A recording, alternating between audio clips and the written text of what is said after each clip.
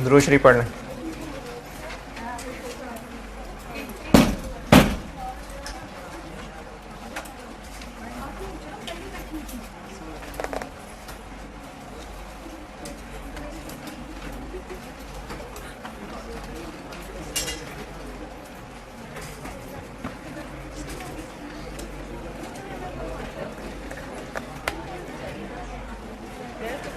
कल मैंने एक सवाल शुरू किया था, वो मैं दोबारा बताता हूँ।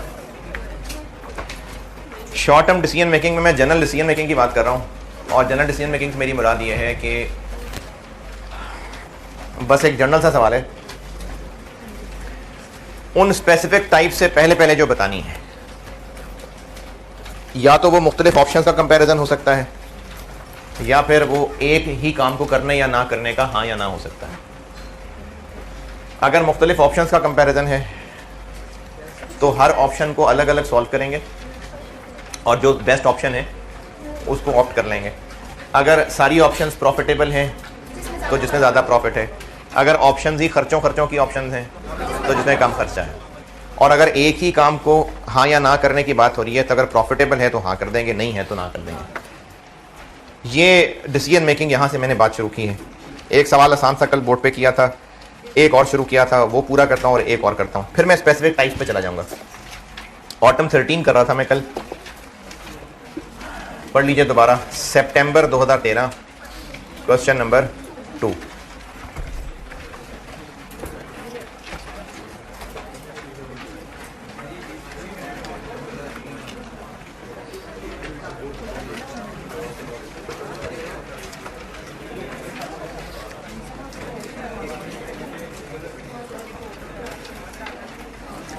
सवाल का जिक्र इसलिए करता हूं कि आप पढ़ लें।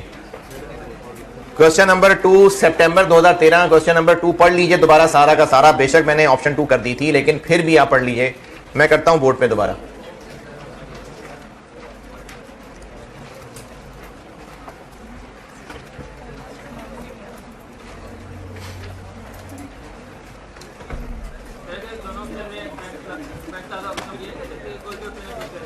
डिपेंड करता है कि ऑप्शन किस बात की है। अगर एक प्रॉफिटेबल काम की ऑप्शन है तो जिसमें ज़्यादा प्रॉफिट है वो बेहतर है, यानी एक काम जो है ही कमाने के लिए, और अगर दोनों में लॉसेस हैं तो फिर तो दोनों को छोड़ देंगे।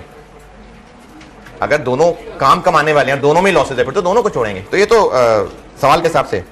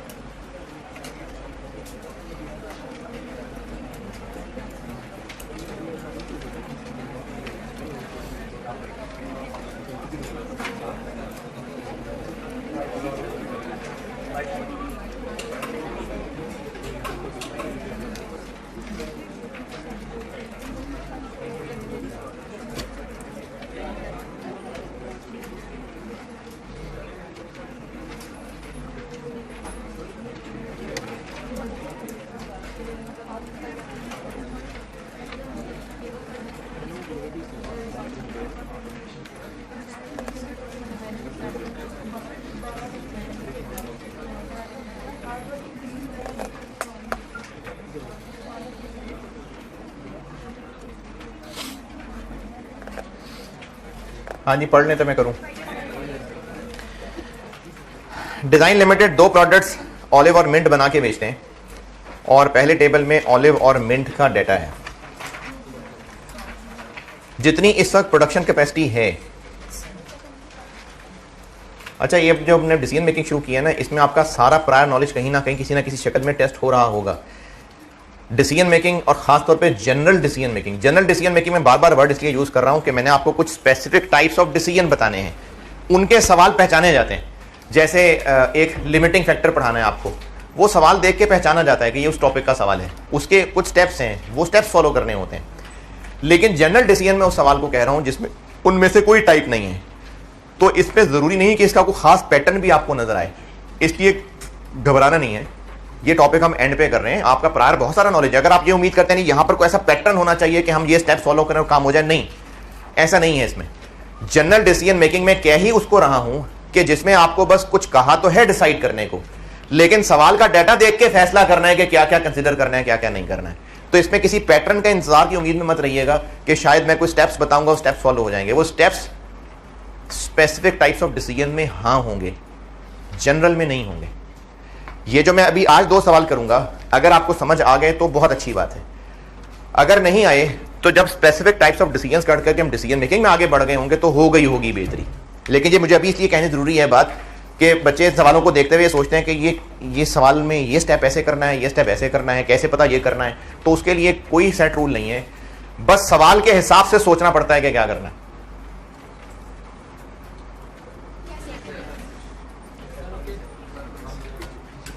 इस सवाल में सिचुएशन ये है कि फारिग टाइम है, कैपेसिटी फारिग है, कुछ किया जा सकता है।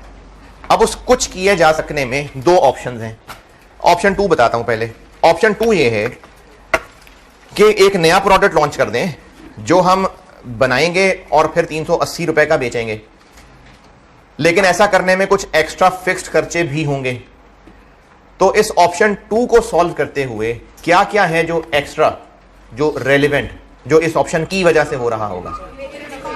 इन 80,000 यूनिट्स को बनाने का खर्चा आ रहा होगा, इन 80,000 यूनिट्स को बेचने से सेल आएगी, और ये एडिशनल 32 लाख रुपए खर्च होंगे। इस ऑप्शन में यही कुछ एक्स्ट्रा होगा ना, तो हम ऑप्शन 2 लिख के इन सबको लिख देते हैं।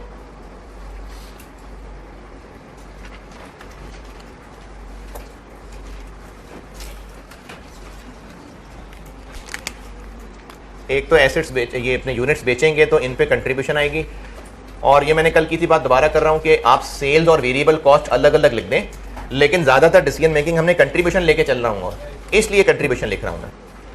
80,000 इंटू ये कल कैलकुलेट कर दिया था मैंने, 15612, और इस ऑप्शन पे चलने की वजह से कुछ एडिशनल फिक्स कॉस्ट्स आनी है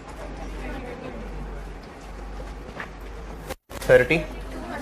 तो इस ऑप्शन की रेलेवेंट इनकम्स और रेलेवेंट एक्सपेंसेस लिखे, और एंड रिजल्ट ये है कि अगर हम इस ऑप्शन पे चले तो प्रॉफिट नजर आ रहा है 28।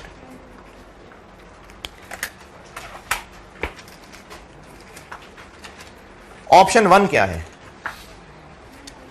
ऑप्शन 1 ये है कि वो जो ऑलिव और मिंट अलग अलग बेचते थे उनका एक सिंगल पैक लॉन्च करते हैं। इसकी मिसाल आप समझ लीजिए जैसे ब्रश और टूथपेस्ट होता है।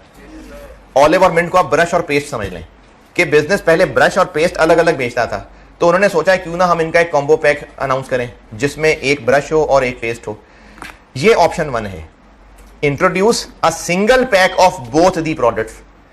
अगर इस ऑप्शन पे चले तो इनको लगता है कि जो हम दोनों अलग अलग बेचते थे इस पैक की प्राइस कितनी रख पाएंगे, उनकी दोनों के टोटल का 90%। इससे क्या होगा कि हमारी सेल्स बढ़ेंगी, और जो इस वक्त फिक्र थी कि फारिग कैपेसिटी है क्या करें, तो हम उसको यूज कर पाएंगे। लेकिन इससे नुकसान क्या होगा कि जो पहले हम ब्रश और पेस्ट अलग अलग बेचते थे उनकी सेल्स डाउन हो जाएगी। ये ऑप्शन 1 की अंग्रेजी है। तो ऑप्शन 1 में जो जो होगा, जो जो रेलेवेंट है वो लिख लेते हैं।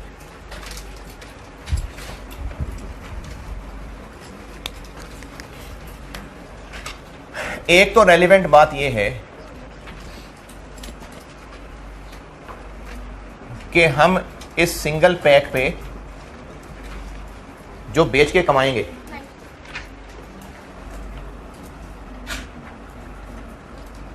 कितने बेच लेंगे?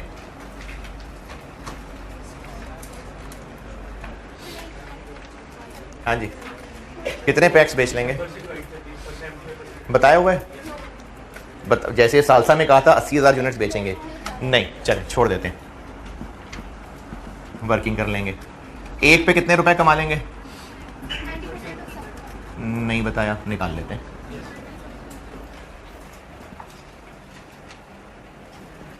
एक पे हम कितना कंट्रीब्यूशन कमा लेंगे?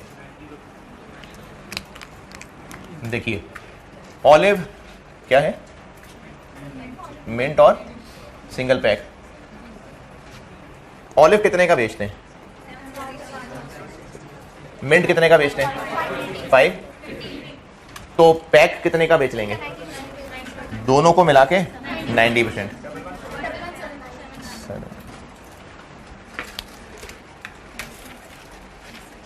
ये अभी पेज एक बांटा है, जिसको नाम मिला हो बताइए।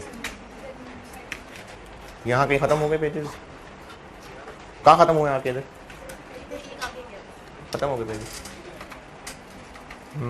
अब इस दोनों लाइन को नहीं मिला? मिल गए? 1 2 मेरा ख्याल 4 5 हाथ उठाएं, कितने लोगों को नहीं मिला पेज? 1 2 3 4 5 बस 6 7 नहीं मिले।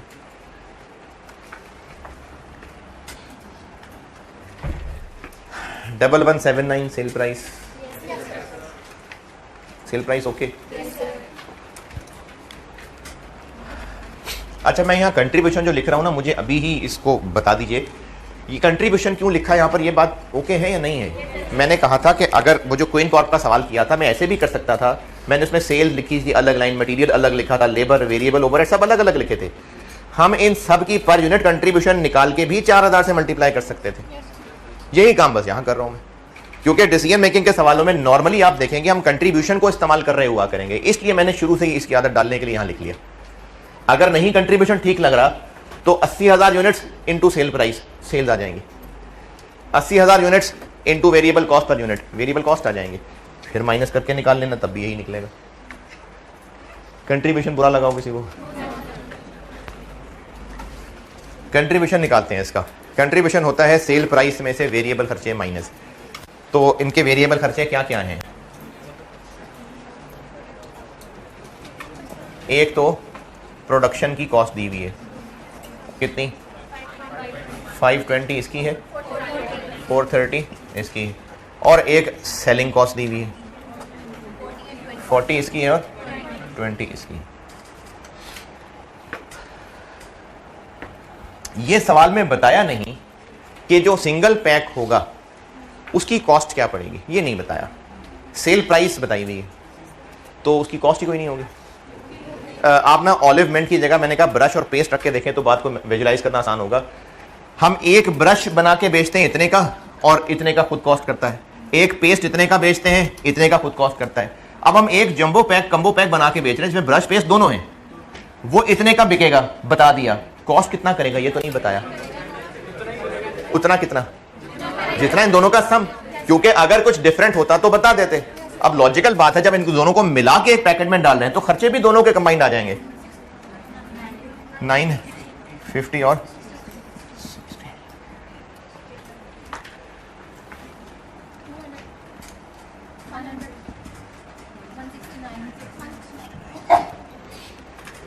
तो ये जो हमने सिंगल पैक्स बेचने हैं, हर एक पे हमें इतने कंट्रीब्यूशन होना है। मल्टीप्लाई कैसे कर लें? जितने पैक्स बेच लेंगे, नहीं बताया, ढूंढना पड़ेगा। जितने पैक्स बेच लेंगे उससे मल्टीप्लाई कर लेंगे।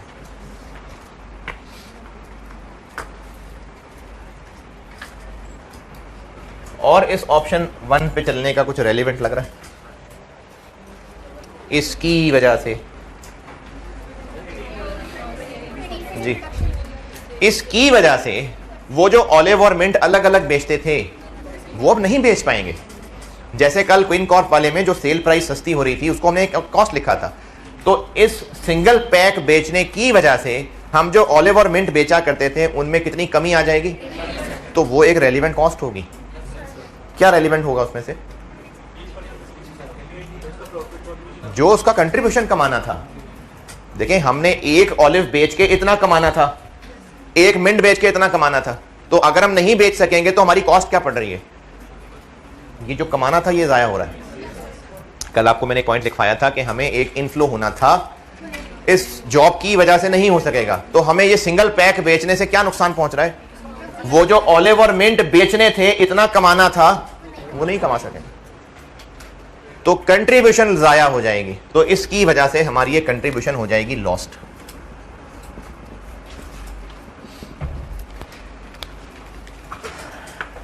कंट्रीब्यूशन लॉस नहीं समझेगी।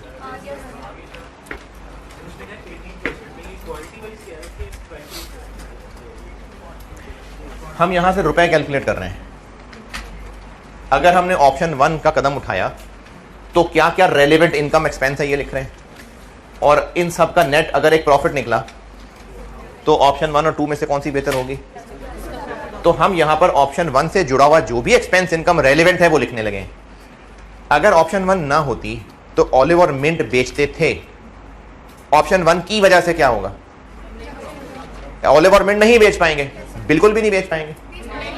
जितने नहीं बेच सकेंगे वो हुए ना रेलेवेंट, तो जितने नहीं बेच सकेंगे उनके अगर हम यूनिट्स निकाल लें तो उन यूनिट्स को यहां माइनस कर दो, उनकी कंट्रीब्यूशन को माइनस करूंगा। तो ये वो कंट्रीब्यूशन है जिसकी मैं बात कर रहा हूं। अच्छा, कितने नहीं बेच पाएंगे?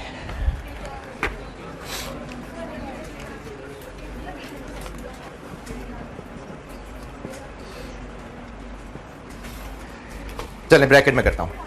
ऑलिव कितने बेचते थे पहले? ऊपर टेबल में दिए हुए ना 1, तो अब हम इतने नहीं बेच सकेंगे। इसी तरह मिंट कितने बेचते थे? तो इतने नहीं बेच सकेंगे। बस जो आंसर है वो यहां से माइनस कर दो। ये तो यूनिट्स है ना, इनटू, तो ऑप्शन 1 पे चलने की वजह से ऑलिव और मिंट जो नहीं बेच पाएंगे वो एक रेलिवेंट कॉस्ट है। 432027 बस।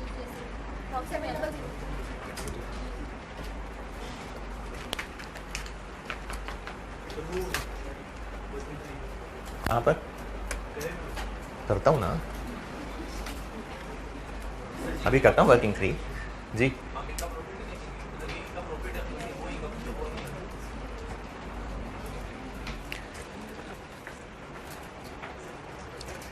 अच्छा, मैंने यहां पर कंट्रीब्यूशन क्यों यूज की उसकी भी वजह दोबारा बताता हूं। अगर हम ऑलिव नहीं बेचेंगे तो फिर भी बनाते जाएंगे, बना के रखते जाएंगे, फिर क्लोजिंग। अगर ये बिकेंगे ही नहीं तो बनाए नहीं करेंगे ना। जब इनको बनाएंगे ही नहीं तो पैसा जो आना था वो नहीं आएगा, और जो पैसा जाना था वो नहीं जाएगा। दोबारा सुने, कंट्रीब्यूशन क्यों लिया उसकी वजह बता रहा हूं। अगर हम ये कितने बने, ये कितने यूनिट्स हुए? 21,000 कुछ। ये 21,000 यूनिट्स जो ऑप्शन 1 की वजह से अब नहीं बन सकेंगे, बनने थे या वैसे भी नहीं बनने थे? बनने थे। अगर बनने थे तो बिकने थे और इतना पैसा इन होना था। अब नहीं होगा, ठीक है। बनने थे तो इतना पैसा खर्च होना था, अब नहीं होगा।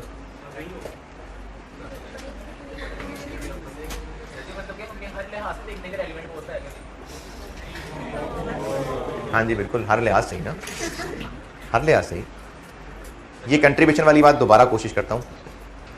मैंने यहां पर 200 रुपए और 100 रुपए इसलिए यूज किए कि जितने यूनिट्स अब हम नहीं बनाएंगे तो उनको बनाने का खर्चा भी तो नहीं होगा ना, या वो होगा? अब तो वो जो खर्चा होना था वो सेव्ड, और बेचेंगे भी नहीं, तो जो इनफ्लो आना था। तो इसलिए जितने यूनिट्स हम नहीं बना सका करेंगे उनकी कंट्रीब्यूशन लॉस हुआ करेगी।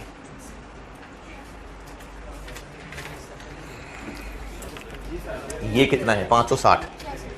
अगर हम ऑलिव बना के बेचते तो कितना इनफ्लो होता? अब नहीं होगा। बनाते तो कितना खर्च होता? अब बनाएंगे तो 560 खर्च होगा? नहीं।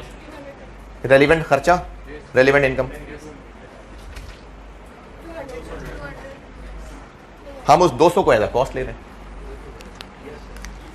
अब भी नहीं सही, इससे ज्यादा सौदा नहीं मेरे पास बेचने को। 200 वाली बात नहीं समझ आई।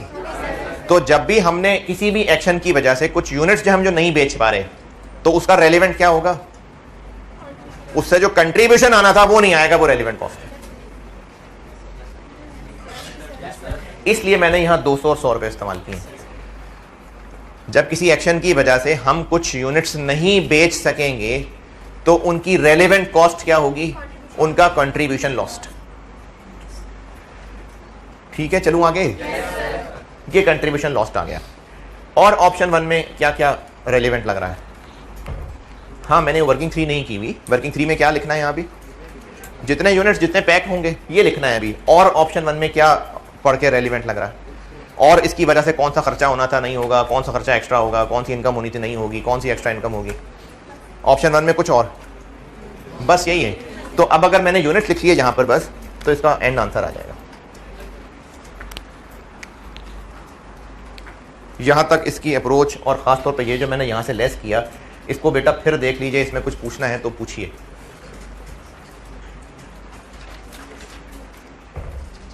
चलो, कुछ नहीं पूछना।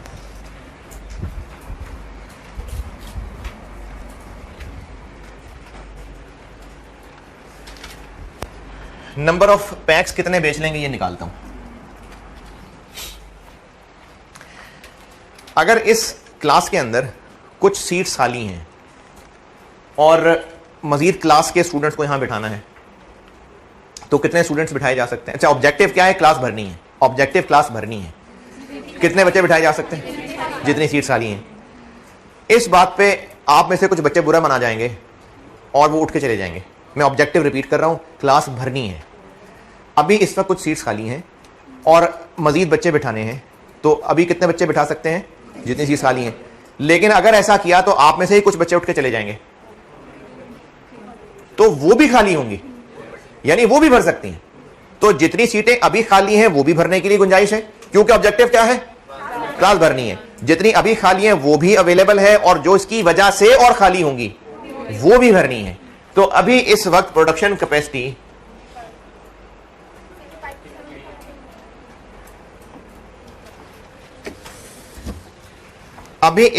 टोटल प्रोडक्शन कैपेसिटी यानी टोटल यूनिट्स बनाने की गुंजाइश है कितनी? क्लास में कह लें टोटल जगह है कितनी? 120 प्लस 150 डिवाइडेड बाय 75%। ये क्या किया? जितने यूनिट्स अभी बनते हैं, जितनी सीट्स अभी भरी हुई हैं, वो टोटल का 75% है। तो टोटल कितनी है? 360।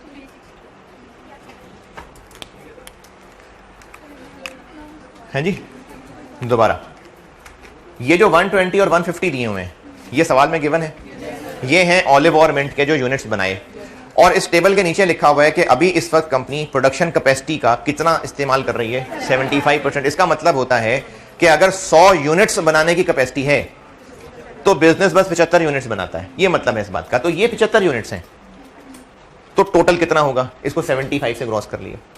ये क्यों टोटल निकाल ही क्यों रहे हैं हम लोग? क्यों निकाल रहे हैं ये टोटल? क्योंकि in order to utilize the spare capacity of the plant, ये सारा टॉपिक, ये सवाल हो इसलिए रहा है कि मैनेजमेंट इस स्पेयर कैपेसिटी को यूटिलाइज करना चाह रही, तो पता तो चले कितनी स्पेयर है, इसलिए हमने पहले टोटल कैपेसिटी निकाली। ये मैं वर्किंग क्या कर रहा हूं, क्या करेंगे इससे हम, कि हम कितने ब्रश और पेस्ट बेच पाएंगे, फिर कितने वो कंबाइंड पैक्स बेच पाएंगे, इतने टोटल यूनिट्स बन सकते हैं। इतने पैक्स नहीं, इतने यूनिट्स, क्योंकि ऑलिव के इतने यूनिट्स हैं, बिंट के इतने यूनिट्स हैं, तो इतने टोटल यूनिट्स बन सकते हैं। पैक्स कितने बनाएंगे? दो तरीकों से कैलकुलेट करके देता हूं, दोनों में से जो आसान लगे। जिन्होंने उठ के जाना है वो भी चले जाएं, आप में से नहीं मिसाल दे रहा हूं, वो भी चले जाएं। फिर जो सीटें खाली रह जाएं उतने और बिठा लेंगे, तो टोटल सीटें 360 थी। इनमें से नहीं, मैंने उल्टा बोल दिया। जिन्होंने उठ के जाना चले जाएं, जितने बाकी रह जाएं वो माइनस कर दें, तो बाकी खाली सीटें रह गई। जिन्होंने उठ के जाना है चले जाएं, जो बाकी रह जाएं वो माइनस कर लें। तो ऑलिव और मिंट तो हम बना लें ना, कितने कितने बना लें? जितने पहले बनाते थे उतने ही बना लेंगे। अब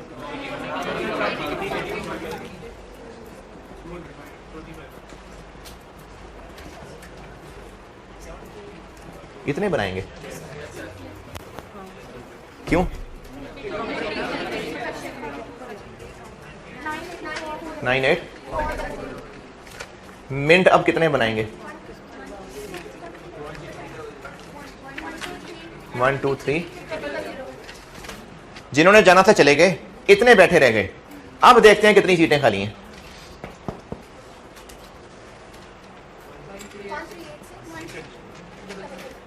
इतनी सीट खाली है क्योंकि सारी मेहनत का ऑब्जेक्टिव क्या था? To utilize the spare capacity. तो हमने ऑप्शन 1 ये सोची कि अब फारिग तो है ही, तो क्यों ना मजीद यूनिट्स बना के बेचें। तो हम कितने यूनिट्स और बना लेंगे अब? 138,600। अच्छा 138,600 पैक्स बना लेंगे? यूनिट्स। पैक्स कितने बना लेंगे? इसका हाफ। क्यों? क्योंकि एक डब्बे में 2 यूनिट्स डालने हमने, तो नंबर ऑफ पैक्स बना लेंगे हम इसका आधा।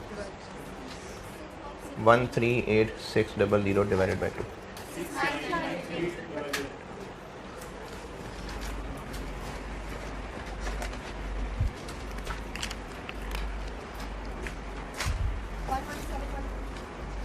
वन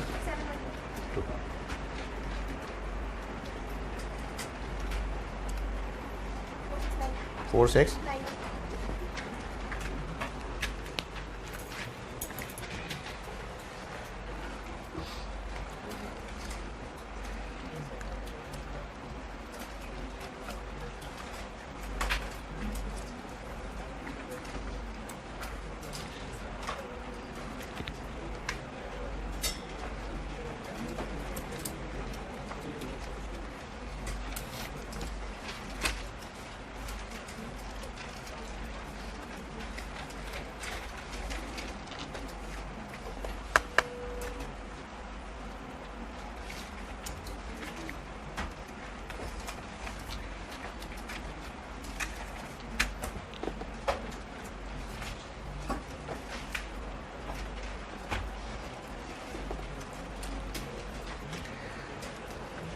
अच्छा यही वर्किंग और एक और तरीके से बताता हूं अगर कोई जानना चाहे तो।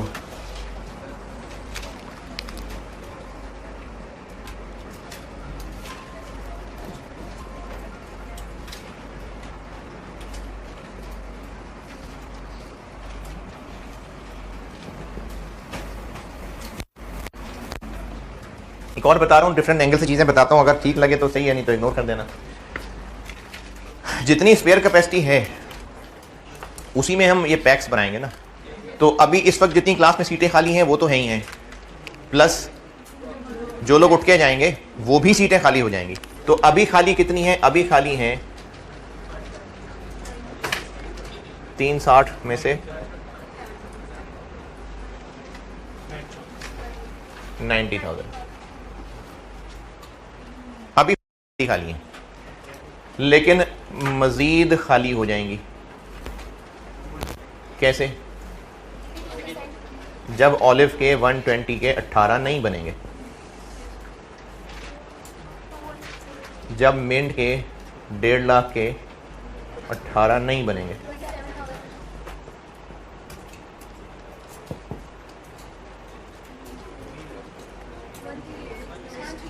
तो अगर ये किसी को समझ आता हो तो ऐसे भी हो सकता है।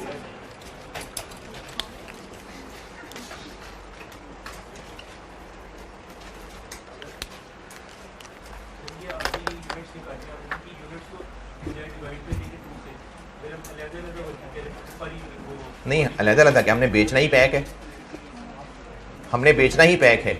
ये ब्रैकेट में क्या लिखना है इधर? Number of PACS. तो एक पैक में 2 यूनिट्स डालने हैं, तो हम इतने यूनिट्स बनाएंगे, लेकिन उनको कितने डब्बों में डालेंगे? इतने डब्बों में, क्योंकि एक में 2 यूनिट्स डालने हैं।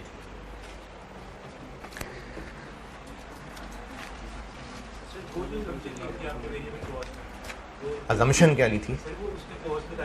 हाँ दोनों को ऐड कर दिया था, सही है। क्यों करते? कहा है कि प्राइस सस्ती कर देंगे क्योंकि हमने बेचना है। ये कैसे पता कि हमें पड़ेगा भी सस्ते में? वो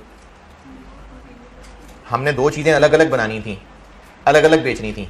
अब बनाएंगे तो अलग, इकट्ठे बेचेंगे तो उस इकट्ठे बेचने से कॉस्ट भी कम हो जाएगी क्या? तो इसलिए सिर्फ सेल प्राइस कम करने का कहा था, सेल प्राइस कम कर दी। कितना पता नहीं ना, पता नहीं पता ना, क्या पता हम किसी को कमीशन देते हो, क्या पता ये चीज़ों वजन के एतबार से कोरियर होती हूँ, तो वजन तो भी तो नहीं रहेगा। हमें नहीं पता ना कि उस पैकिंग के ऊपर कितना खर्चा आता था।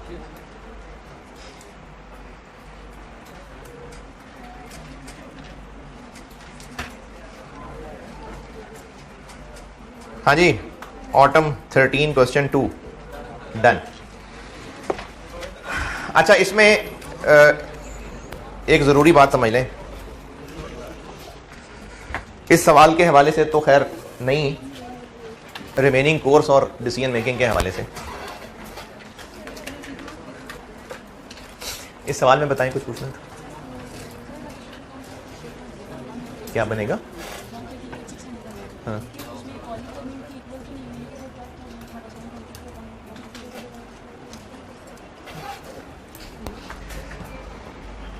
अच्छा, ये एक सवाल है और भी किसी के ध्यान में हो सकता है।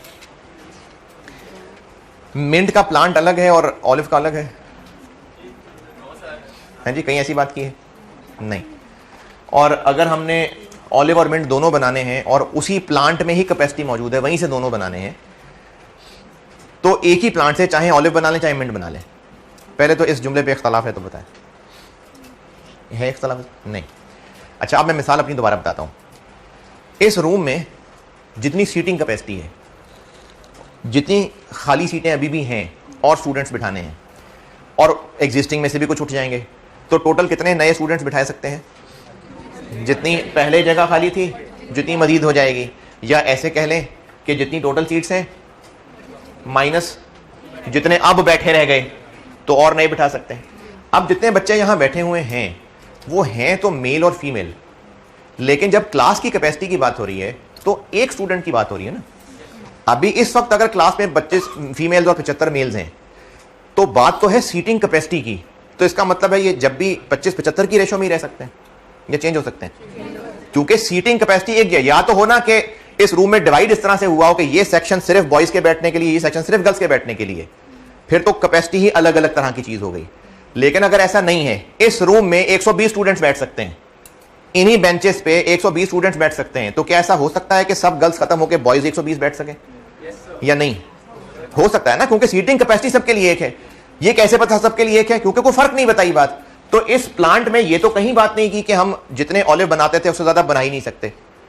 कैपेसिटी मौजूद है कि इतने यूनिट्स बना सकते हैं। अब चाहे ये सारे ऑलिव हो, चाहे ये सारे मिंट हो, चाहे आधे मिंट हो आधे ऑलिव, तो इसलिए हमारे पास इतने टोटल यूनिट्स की कैपेसिटी मौजूद है।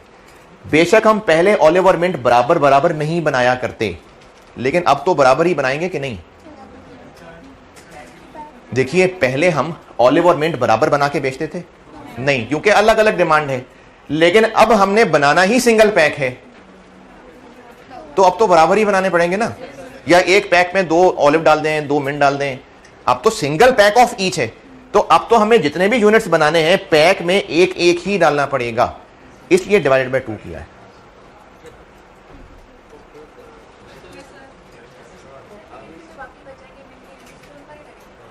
ये जो 98,400 और 123 है, ये देखो, पहले 120 बना के ऑलिव अलग बेचते थे, अब वो 120 की बजाय 98,400 बना के अलग बेचा करेंगे।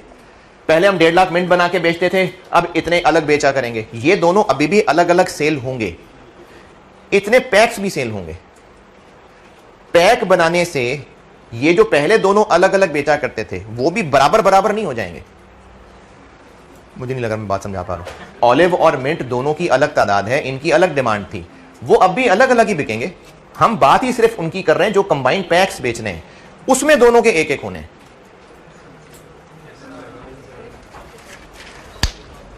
अच्छा, अब आप लोगों के लिए भी, ये जो आप यहां सामने बैठे हुए लोग हैं जिनका अभी जून खत्म हो रहा है, और ऑनलाइन वाले भी, देखें, ये तो बात, ये थोड़ा हौसला बढ़ाने के लिए भी बात कर रहा हूं और थोड़ा सा हौसला घटाने के लिए भी, फिक्रमंद भी कर रहा हूं आपको। ये पहले दिन से ही कभी भी नहीं कहा मैंने आपको कि कॉस्ट आसान है, ये बात कभी भी आपके सामने नहीं की गई। कॉस्ट मुश्किल है। अब उसमें कुछ बच्चों की मिसअंडरस्टैंडिंग्स होती हैं, और मिसअंडरस्टैंडिंग ना कहूँ तो ऐसे कह लूँ कि उन्होंने खुद से ही अपनी कुछ कैलकुलेशंस की होती हैं और अगर वो कैलकुलेशंस मीट नहीं हो पाएंगी तो उनको लगेगा कि ये कुछ गड़बड़ हो रही है। जैसे बच्चा खुद से कैलकुलेट कर लेता है कि हर सब्जेक्ट की हर क्लास में बराबर पढ़ाया जाएगा, ये हो नहीं सकता। ऐसा नहीं हो सकता कि आप कॉस्ट अकाउंटिंग का सब्जेक्ट जितनी मुश्किल चीज पहले लेक्चर में सीखें उतनी ही मुश्किल चीज आखिरी लेक्चर में सीखें। ये नहीं हो, यानी स्ट्रेट लाइन पे फैला हुआ नहीं हो सकता सिलेबस। आप जब बिल्कुल जीरो थे तो कुछ चीजों में आपको बेसिक स्किल्स जगाने की जरूरत थी। हो सकता है कि जो चीज मैंने कोर्स के शुरू के अंदर 4 क्लासेस में बताई होती, अगर वही चीज एंड पे बताता तो शायद 5 मिनट में बता लेता। आप एग्जाम्स की तैयारी करते हुए इस बात को गौर करिएगा कि जब आप कोई सिलेबस बिल्कुल शुरू के अंदर, क्लासेस शुरू के अंदर घर में पढ़ाई कर रहे होते हैं तो बार बार पढ़ के भी वो बात उस तरह से समझ नहीं आ रही होती जो आखिरी एग्जाम में नाश्ते की टेबल पे बैठ के ऐसे ऐसे पलटने में नजर आ रही होती। तो क्या आइंदा कोई आखिर में कोई नया स्किल आ जाता है? आप उस सब्जेक्ट में इतने आगे बढ़ चुके होते हैं कि कई बेसिक चीजें अब आपको आसानी से समझ आने लग जाती हैं। तो इसलिए एक तो बात ये कि मैंने नहीं कहा कॉस्ट आसान है, कॉस्ट मुश्किल है। दूसरी बात, आप ये नहीं बांट सकते कि जिस तरह से किसी एक मुश्किल चीज को शुरू में कराने में 10 लेक्चर लगते थे अब भी 10 लगने चाहिए, ये नहीं हो सकता। अब आप में इंप्रूवमेंट आ रही है, अब आप में एबिलिटी टू एब्जॉर्ब बढ़ती चली जा रही है, अब आपके अंदर स्किल बढ़ रहा है, तो ये यकीनन फर्क बनना था आगे जाके। तीसरी बात, ये नहीं हो सकता कि डिसीजन मेकिंग में शुरू में करा दूं, ये नहीं हो सकता। अगर कॉस्ट अकाउंटिंग अब आके पढ़ानी थी तो प्राइमरी से पढ़ना शुरू कर देते कि चलो अब आके जो पढ़नी है प्राइमरी, भाई नहीं थे आप उस काबिल। तो इसलिए जो टॉपिक्स जिस तरतीब से पढ़ाए जा रहे हैं वो उस तरतीब से ही हो सकते थे। ये बातें मुझे इसलिए जरूरी लग रही हैं बतानी क्योंकि आखिरी महीने में ना आके बच्चों के जज्बात थोड़े बिखर रहे होते हैं तो वो आखिर में आके अपना सब्जेक्ट गिरा लेते हैं। मुझे इसलिए ये बात आपको समझानी पड़ रही है। कॉस्ट अकाउंटिंग मुश्किल है, हर क्लास सेम नहीं हो सकती, मुश्किल चैप्टर एंड पे ही होने थे। जब तक आप इन चीजों को मेंटली एक्सेप्ट नहीं करेंगे ना, आप इस महीने में मुश्किलों को पढ़ने के लिए तैयार नहीं होंगे, आप हिम्मत हारना शुरू कर देंगे। जैसे अभी जो मैंने सवाल किया है, आप में से कई बच्चे ऐसे होंगे, कई 2-4 नहीं, काफी ऐसे होंगे जिनको कुछ नहीं पता चला सामने हुआ क्या है। आई एम श्योर कि काफी सारे बच्चे ऐसे होंगे जिनको कुछ पता ही नहीं चला कि सामने बोर्ड पे हुआ क्या है, क्योंकि वो ये इंतजार आखिरी वक्त तक करते रह गए कि शायद कोई स्टेप्स होंगे, सर कोई स्टेप्स बताएंगे, शायद प्रोसेस कॉस्टिंग की तरह फॉलोइंग इंफॉर्मेशन से बात शुरू होगी, करते करते 25 सवाल करेंगे, उसके बाद हम इस सवाल को करने के काबिल होंगे। बेटे नहीं हो सकता इस तरह 3 महीने के कोर्स के अंदर। अब आप जितना अब तक पढ़ रहे थे, मैंने कॉस्ट अकाउंटिंग से आपको उठाना था, उससे प्रोसेस कॉस्टिंग से उठाना था। उससे पहले आपकी जो हालत थी वो आपको भी पता है, वो मुझे भी पता है, क्योंकि रिजल्ट से पहले ना आप ढंग से पढ़ते हैं ना आपको समझ आ रही होती है। अभी तो खैर काफी सारे बच्चे AFC पास है ना, अभी तो रिजल्ट था भी नहीं कईयों का, लेकिन रिजल्ट के बाद आस्ता आस्ता लोग सीरियस होना शुरू होते हैं। जैसे जैसे महीना 1.5 महीना गुजरता है फिर लोगों को रियलाइज होता है कि हमने पढ़ना है। तो मुझे आपको प्रोसेस से उठाना था, चूंकि वहां से हाथ पकड़ के उठाना था। तो जो प्रोसेस की स्ट्रेटजी मेरी थी वो हर चैप्टर में हो नहीं सकती। साल का कोर्स नहीं पढ़ रहे हम लोग, हमें कोर्स खत्म करना होता है जुलाई एंड के अंदर। तो इसलिए स्ट्रेटजीज ने बदलना है, चीजों ने मुश्किल होना है। All I want from you कि आप पुरानों की बेस पे स्टैंडर्ड ना बना लें कि अगर पहले एक चैप्टर पे 15 एग्जांपल्स कराते थे तो अब भी 15 कराएंगे तो हम आगे बढ़ेंगे। नहीं, अब आप बेहतर हो रहे हैं, बस अपने नर्व्स पे कंट्रोल रखें। जो कुछ नया सीखने को मिल रहा है कोशिश करते रहें। हिम्मत हार गए तो गई कॉस्ट, हिम्मत नहीं हारनी। बस सिर्फ इस पूरी डिस्कशन का कंक्लूजन यह है कि हिम्मत नहीं हारनी, बस चलते रहें साथ साथ। ज्यादा क्लासेस हो रही हैं तो हो रही है, मैं कौन सा लतीफे सुना सुना की क्लास गुजार देता हूं। हम कौन सा ऐसा करते हैं कि चलो आज पढ़ने का मूड नहीं था, सियासत पे बात करते हैं। अब आज क्या 80 क्लासेस हो गई, कितनी क्लासेस ऐसी होंगी बीच में जो मैं आपसे सियासत पे बातें कर करके गुजार गया? मेरे ख्याल में शायद एक के अलावा कोई भी नहीं है, एक भी नहीं है, एक भी नहीं है। तो अगर सारा कुछ आपकी पढ़ाई के लिए ही गुजरा है और आगे भी वो पढ़ाई के लिए क्लासेस गुजरनी है तो ये आपके भले के लिए मेहनत हो रही है जो होनी है। बस आपने अगर एंड पे आके हिम्मत छोड़ दी ना तो फिर नहीं संभलेगी कॉस्ट अकाउंटिंग, क्योंकि अभी टॉपिक्स मुश्किल रहते हैं आगे,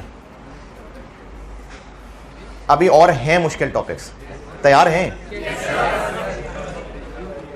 तो इसमें से जिसको जितना समझ आया उस पर सबर शुक्र करके आगे चलते जाएं। जी जी जी जी बताने लगो। ये मैंने मार्कर उठाए, ये देखो। ये अब आपने इन ऑप्शन 1 2 सॉल्व करने के बाद सवाल की रिक्वायरमेंट क्या थी?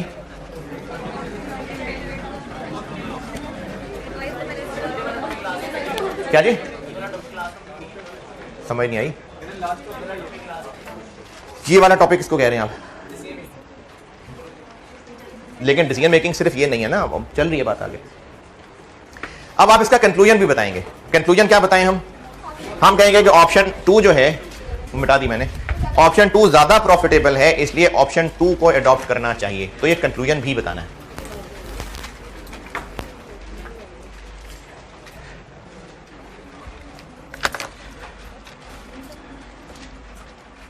बाकी आप डिसीजन मेकिंग में चलते जाइए आगे, इतनी भी ज्यादा मुश्किल नहीं होगी जितनी शुरू में आप घबरा रहे होंगे, ये बेहतरी होती जाएगी, बस चलते जाइए यकीन करके आगे, हिम्मत नहीं हारनी, बस चलते जाएं साथ साथ। एक लेबर के सवाल पे वापस आते हैं जी। मैंने लेबर का एक सवाल छोड़ा था, लेबर का, कि जब डिसीजन मेकिंग कराऊंगा तो वो डिसीजन मेकिंग स्टाइल का क्वेश्चन है।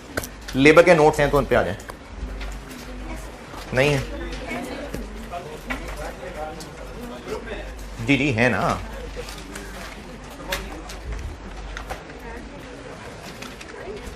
चलो कोई बात नहीं, कोई बात नहीं, खैर है, अटेम्प्ट बता देता हूं ना, है लेबर के नोट्स में अटेम्प्ट बता देता हूं। ऑटम 9, ठीक है, नहीं है लेबर के नोट, कोई बात नहीं। ऑटम 2009 क्वेश्चन नंबर 6 पे आ जाए। सितंबर 2009 क्वेश्चन नंबर 6 पढ़ लीजिए, मैं करता हूं बोर्ड पे।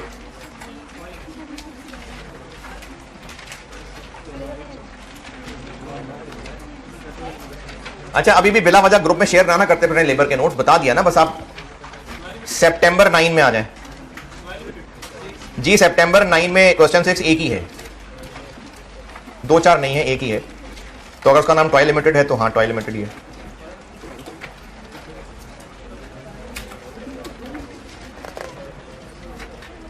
सितंबर 2009 क्वेश्चन नंबर 6 टॉय लिमिटेड के नाम से होगा, ये पढ़ लीजिए, मैं करता हूं बोर्ड पे।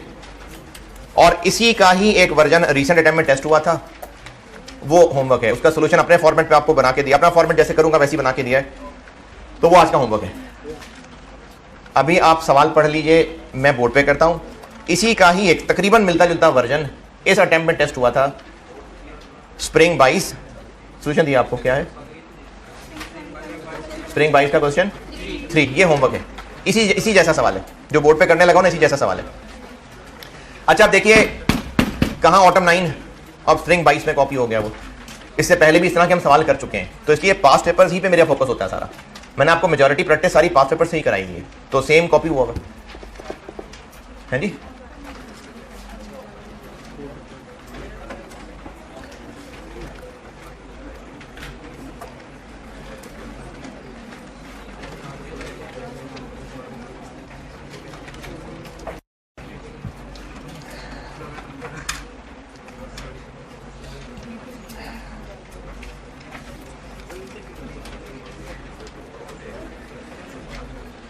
सवाल पढ़ना है, सारा पढ़ लिया।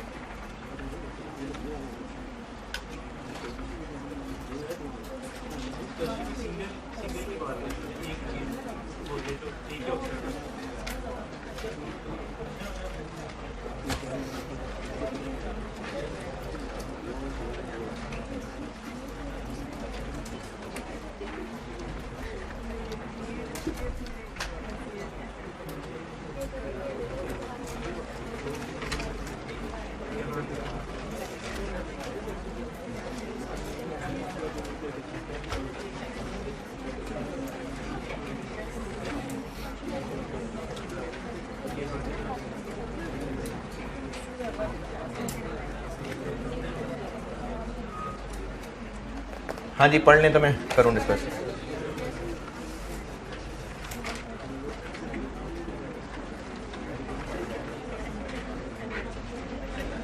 पढ़ लिया। एक प्रोडक्ट का डाटा दिया हुआ है, toy limited is engage in the production of a single product, और अभी उसकी पर यूनिट कॉस्ट ये है जो ऊपर टेबल में बताएंगे। Annual production requirement is 1 lakh. अभी इस वक्त हमें 1 लाख यूनिट्स साल के चाहिए होते हैं, लेकिन मैनेजमेंट को लग रहा है कि लेबर को सही काम कर नहीं रही है। The management has been deeply concerned with the performance of its labour and it has been witnessing various inefficiencies. Labour efficiently काम नहीं कर रहे। इंडस्ट्रियल रिलेशन डिपार्टमेंट होगा कोई, उन्होंने एक स्टडी कंडक्ट की और कंसल्टेंट्स से गाइडेंस ली, और यह पता चला कि क्यों ना हम वर्कर्स की वेजेस बढ़ा दें और उसके अलावा उनको बोनस भी ऑफर कर दें। अगर कंसल्टेंट की इन सजेशंस पे हमने आगे काम किया तो उससे चेंजेस क्या होंगी, ये पॉइंट 1 2 3 4 बताए हुए हैं। The consultant is of the view that following efficiencies can be brought about by introducing the above change. कौन सी अबव चेंज? जो इससे ऊपर 2 बुलेट पॉइंट लिखे हुए हैं कि वेज पॉलिसी रिवाइज करनी है। कैसे? एक तो वेज रेट बढ़ा देना है, दूसरा जो अच्छा काम करेंगे उनको बोनस देना है। कंसल्टेंट को लगता है कि अगर ऐसा किया तो इससे फॉलोइंग फायदे होंगे। अब वो फॉलोइंग फायदे बताता हूं एक एक करके। Required, determine whether it would be beneficial for the company to adopt the wage plan recommended. तो इसमें डिसीजन मेकिंग क्या है कि हमें रिवाइज्ड वेज प्लान के मुताबिक कैलकुलेशंस करनी पड़ेंगी। तो कैसे पता कि वो बेहतर है कि नहीं? हाँ, उसको एग्जिस्टिंग से कंपेयर करना पड़ेगा, क्योंकि एग्जिस्टिंग का डाटा भी है तो एग्जिस्टिंग से कंपेयर करना पड़ेगा। अच्छा, अब यहां पर कोई चीज बना के बेचने के फायदों की बात नहीं हो रही, बनाने के खर्चों की बात हो रही है। तो खर्चे कंपेयर हो रहे होंगे, कौन सी ऑप्शन बेहतर होगी जिसमें खर्चा कम आ रहा, ये सवाल की अप्रोच। ओके, तो अब रह गया मसला कि अब हमने इसमें कैलकुलेट करना क्या क्या है, उस पर सोच लेते हैं। ढांचा सवाल का ये बन गया कि हमने एग्जिस्टिंग के ऊपर सारी कैलकुलेशंस करनी है और फिर रिवाइज्ड के ऊपर सारी कैलकुलेशंस करनी है।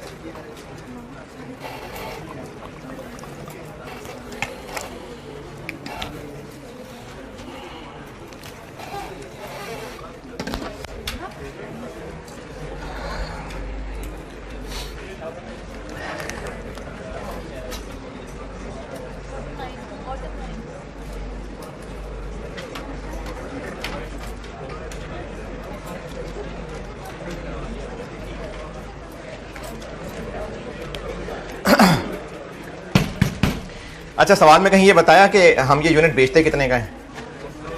क्यों नहीं बताया? क्योंकि ये डिस्कशन रेलेवेंट ही नहीं है। बात तो सिर्फ इतनी हो रही है कि वर्कर्स की वेज क्या रखें, जितने का बेचते थे उतने का ही बेच लेंगे। ये तो डिस्कशन रेलेवेंट नहीं थी, इसलिए बताया भी नहीं। अगर एग्जिस्टिंग जैसे चल रहा है वैसे ही चलें तो टोटल कितना खर्चा हुआ करेगा? सिर्फ लेबर कॉस्ट लेंगे इसमें कि मटीरियल, लेबर, ओवरहेड्स, बाकी सब भी लेने चाहिए? बाकी सब भी इसलिए लेने चाहिए क्योंकि आप लास्ट पॉइंट 1 2 3 4 पढ़ेंगे तो आपको नजर आएगा कि मटेरियल में भी चेंज आ जानी है, ओवरहेड्स में भी चेंज आ जानी है।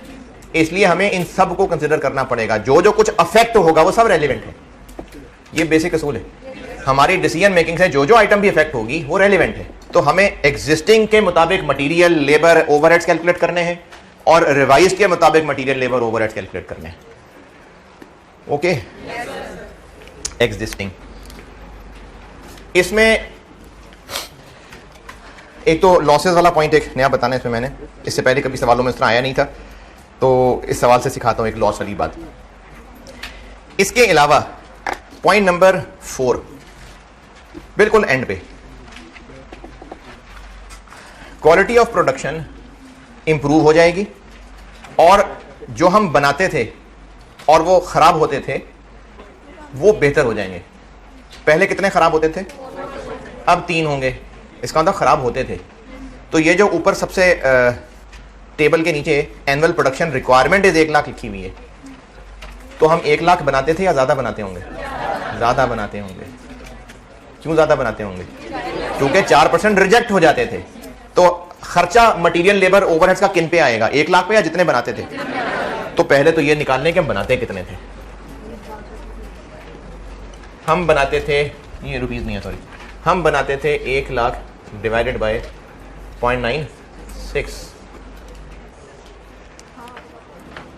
क्यों? क्योंकि 4% रिजेक्ट होते थे तो 1 लाख फिर फाइनली हम बेचते थे। तो हम बनाते थे कितने, 104,167। हम इतने यूनिट्स, अगर हमने वेज प्लान रिवाइज ना किया तो हर साल हम इतने यूनिट्स बनाया करते हैं, आगे भी इतने बनाएंगे। ये 0.96 से डिवाइड करने वाली बात आई समझ? देखें 1 लाख यूनिट्स की रिक्वायरमेंट है, लेकिन 4% रिजेक्ट होते हैं, बनते होंगे रिजेक्ट हो जाते होंगे, तो बनाने पे खर्चा तो करना पड़ता होगा ना, तो इसलिए हमें ज्यादा बनाने पड़ते होंगे। ये वो हमने 104 निकाले हैं जितने बनाने पड़ते होंगे।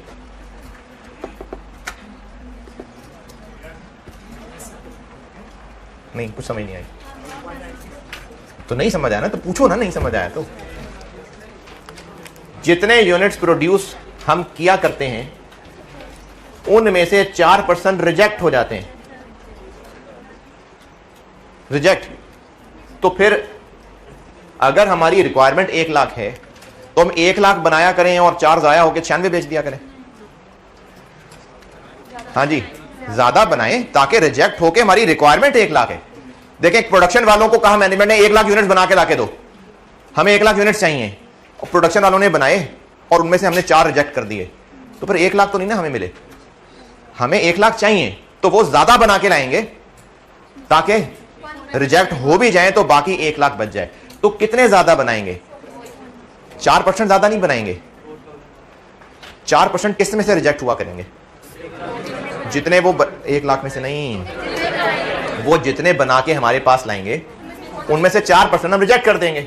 ये कहां लिखा है उनमें से 4%?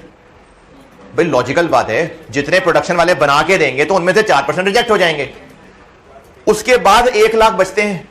बस ये चाहिए हमें। एनुअल रिक्वायरमेंट ही 1 लाख की है, तो इतने यूनिट्स हम हर साल बनाया करते हैं। अब इतने यूनिट्स बनाने में खर्चा क्या क्या होता है, मैं एग्जिस्टिंग वेज प्लान की कैलकुलेशन कर रहा हूं। जो खर्चा होता है उसकी बात कर रहे हैं, क्या क्या खर्चा होता है। ये सबसे ऊपर टेबल में नजर आ रहा है, क्या क्या जी? 200 रुपए मटीरियल लगता है, 250 रुपए लेबर और 150 रुपए के वेरिएबल ओवरहेड लगते हैं। यानी 1 यूनिट मैन्युफैक्चर करना हमें 600 रुपए का कॉस्ट करता है। तो अब भी उतना ही करेगा कि नहीं?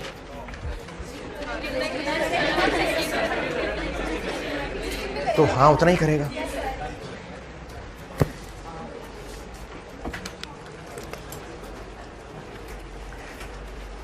तो एक तो हमें इस पे प्रोडक्शन की कॉस्ट पड़ेगी 600 रुपए इंटू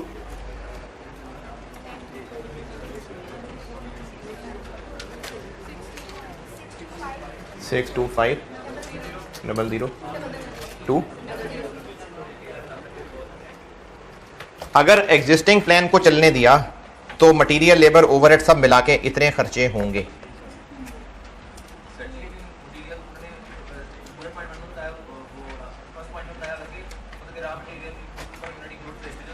जी जी,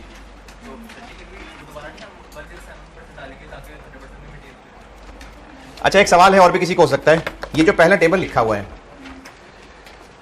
कि 1 यूनिट बनाने के लिए ये 5 किलो मटेरियल और इतने रुपए लगते हैं, तो स्टैंडर्ड कॉस्टिंग में हम ये बात पढ़ चुके कि किसी यूनिट को बनाने में जो मटेरियल लगता है वो इनपुट है या लॉस के बाद जो बाकी बच जाता है वो है इनपुट है। तो ये जो 5 किलो लगते हैं मतलब 5 किलो लगते हैं। नीचे 4 पॉइंट्स में लिखा हुआ है कि point number 1 raw material input per unit includes wastage of 7%, तो इसमें मजीद 7% और लेना चाहिए। फिर बस इसमें से जाया होता है तो होता है, लगता 5 किलो है तो 5 किलो लगता है।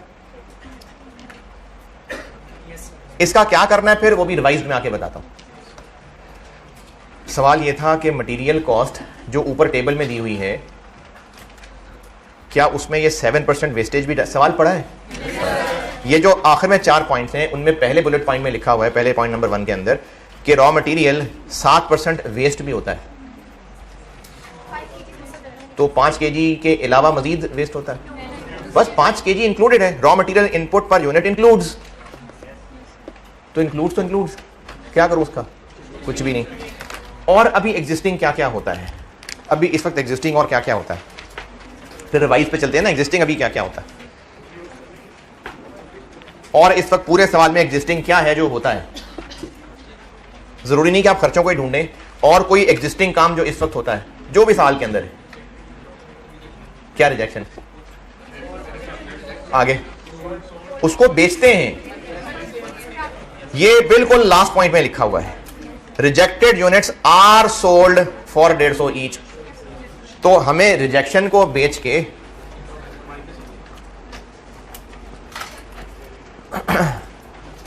अच्छा, कितने यूनिट्स रिजेक्ट होते हैं अभी? किसका? 4%। और वो 4% लिए बगैर ही नजर आ रहा है कि वो 4167 है, क्योंकि 1 लाख बचेंगे तो मतलब 4167 रिजेक्ट हो जाएंगे। कितने का बेचते हैं? 150 625050 बस। अच्छा ठीक,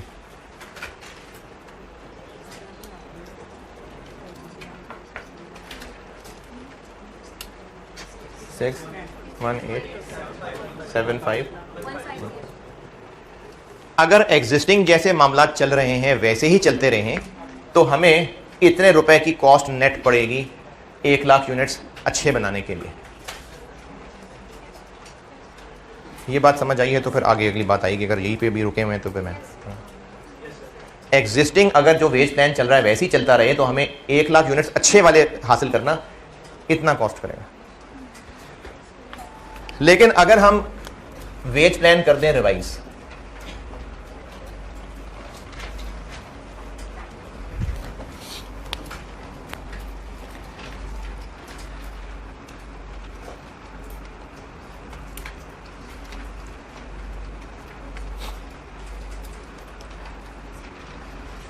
तो क्या क्या होगा?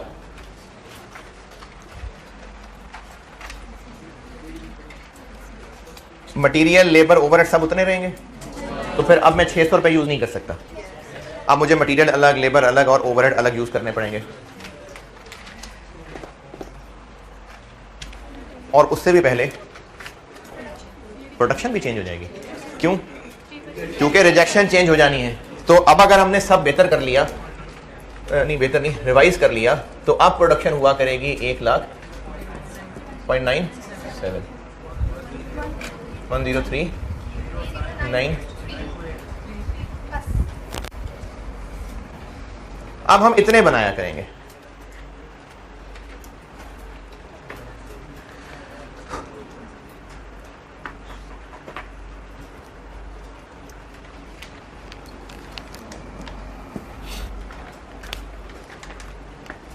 इतने बनाने के लिए खर्चे क्या क्या हुआ करेंगे?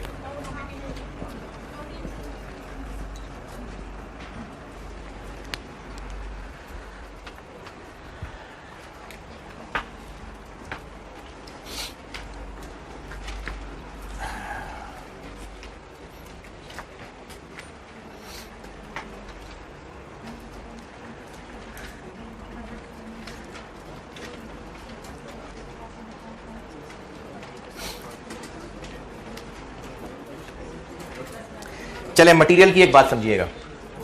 इस सवाल पे आता हूं वापस, एक और बात समझिए।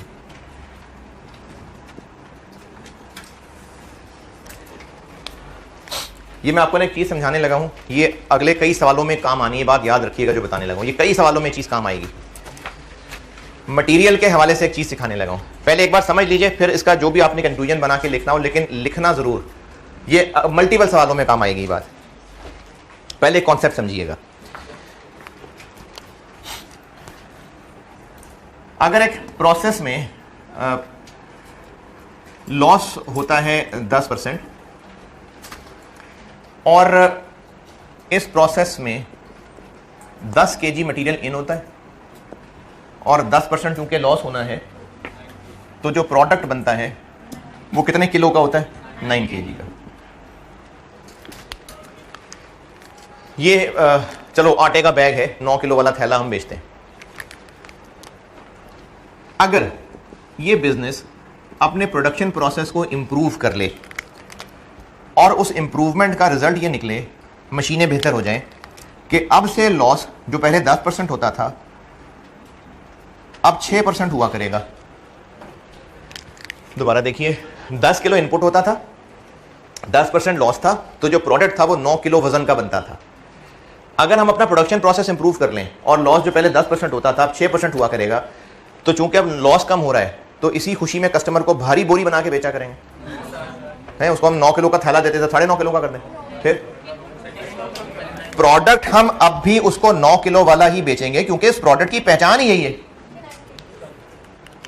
हम बेचते ही 9 किलो वजन वाला प्रोडक्ट है। तो अब अगर प्रोडक्शन इंप्रूव हो रही है तो क्या करें? प्रोडक्ट का साइज बढ़ा के उनको ज्यादा महंगा, ज्यादा बेचना शुरू कर दें। ये तो वही 9 किलो का ही रहेगा, फर्क क्या पड़ेगा?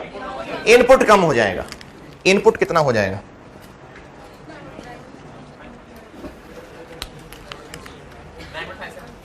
कैसे? ठीक है, शाबाश। ये 6% के बाद है ना, वापस आना है तो क्या करें? Divided by 0.94, divide by 0.94। 9 kg divided by 0.94 करेंगे तो नया इनपुट निकलेगा 9.57 kg। ये वाली बात बताइए, आई समझ के नहीं? अगर प्रोडक्शन प्रोसेस इंप्रूव हो गया, अच्छा वो नसीहतों में सवाल पूरा नहीं हो सका, होमवर्क नहीं है। ये सवाल मैं पूरा करूंगा तो फिर होमवर्क है, ये तो मैं भी बात ही नहीं कर सका, होमवर्क कैसे होगी? ये मैं कल सवाल पूरा करूंगा, ये बात बस सुन लें। अगर प्रोडक्शन प्रोसेस इंप्रूव होगा और लॉस बेहतर हो जाएंगे, तो इसका मतलब ये नहीं है कि हम आउटपुट चेंज करके प्रोडक्ट डिफरेंट किस्म का बेचना शुरू कर देंगे। क्या फर्क पड़ेगा? इनपुट चेंज हो जाएगा। और ये नया इनपुट कैसे निकाला? इस 9 को 0.94 से क्रॉस कर लिया। ये बात पक्की बात आई समझ? अच्छा, अब मैं आपको अगर ये 9 किलो नहीं बता रहा, 10 किलो बताया है, 10%, 6% बताया है, नया इनपुट कैसे निकालूं? नहीं बताया 9 किलो। यहां से पहले यहां आए, फिर वापस जाएं, यानी रिवाइज्ड इनपुट कैसे निकलेगा? 10 kg से पहले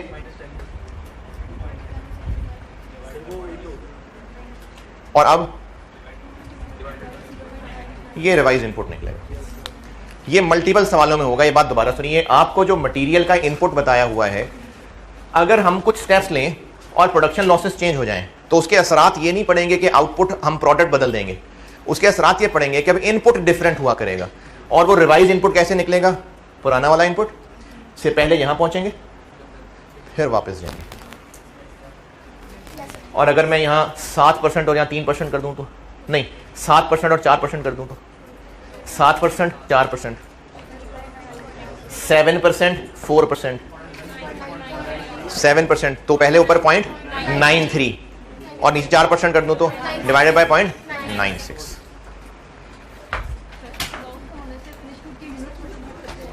नहीं, हम बात ही 1 यूनिट की कर रहे हैं, हम 1 यूनिट की बात कर रहे हैं। अच्छा, इसमें एक सवाल किसी के ध्यान में आ सकता है कि लॉस कम होगा तो प्रोडक्ट के टोटल यूनिट्स ज्यादा बन जाएंगे। मैं सब टोटल यूनिट्स की बात नहीं कर रहा, मैं प्रोडक्ट के 1 यूनिट का रिलेशन बता रहा हूं कि प्रोडक्ट का 1 यूनिट जो 9 किलो वजन का होता है, उसके लिए पहले हमें 10 किलो मटेरियल डालना पड़ता था, अब वो कम हो जाएगा। मैंने ये नहीं कहा कि टोटल ज्यादा यूनिट बन जाएंगे, मैं एक प्रोडक्ट का रिलेशन बता रहा हूं। इसका कंक्लूजन पहले ये समझें कि अगर आपको एक प्रोडक्ट के साथ मटेरियल इनपुट का एक रिलेशन है कि इतने किलो मटेरियल, तो वो एक पुराना इनपुट है। अब अगर प्रोडक्शन लॉस बेहतर हो जाएगा तो प्रोडक्ट का साइज तो हम उतना ही रखेंगे, इनपुट रिवाइज हो जाएगा। ये इस सारी मिसाल से समझाया है मैंने, तो आप इस मिसाल को बिल्कुल नोट करिए और ये मल्टीपल सवालों में इस्तेमाल होना है। मैं बाकी सवाल को कल पूरा करता हूं, फिर उसके बाद ये होमवर्क होगा जो। ठीक है, अल्लाह हाफिज़।